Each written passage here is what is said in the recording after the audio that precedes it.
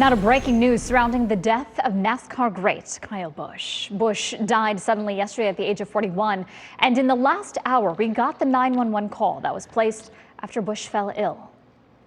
I've got an individual that's shortness of breath, very hot, thinks he's going to pass out, and is producing a little bit of blood, coughing up some blood. That call was made Wednesday from the General Motors training facility in Concord, North Carolina, about 30 minutes outside of Charlotte. Several people familiar with the situation told the Associated Press Busch was testing in a racing simulator when he became unresponsive.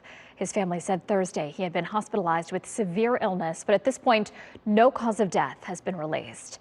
Busch was one of the sport's most polarizing and dominant drivers. West 2's Volusia County reporter Pamela Combe is now joining us live from the Daytona International Speedway. And Pamela, we know tributes from drivers and supporters are just pouring in today. They are. I mean, it was such a sudden and shocking loss. They have this tribute, this little memorial set up right in front of the Daytona International Speedway.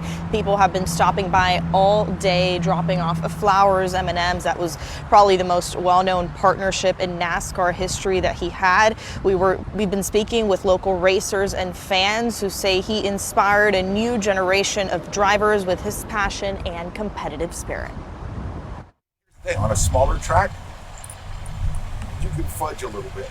On this track, if everything is not absolutely perfect, you're not going to be very good. And Kyle Busch learned that firsthand. The NASCAR star visited New Smyrna Speedway back in 2020, stepping back into a style of short track racing he hadn't taken on in years. Following his sudden death, track manager Rusty Martin says that visit perfectly showed the kind of racer Busch was. He was a racer. He wasn't one that just showed up to the racetrack to drive a car.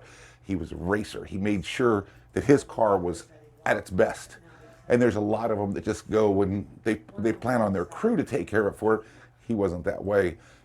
To many NASCAR fans, Kyle Busch was more than a driver. Watching him grow up and everything, and kind of growing up alongside him, like watching him on TV and everything, you know, it was a good example to kind of try to follow and everything, almost like a big brother kind of thing.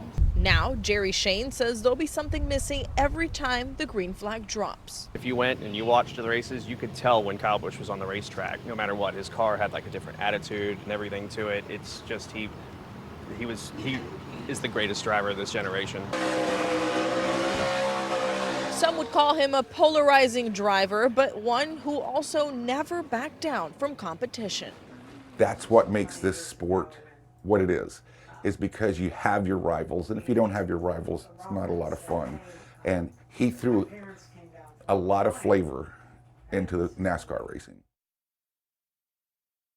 And here at the Daytona International Speedway, this tribute and memorial just continue to grow. We do know that over at the New Smyrna Beach Speedway, they'll actually be having a celebration of life for Kyle Busch next week on Saturday.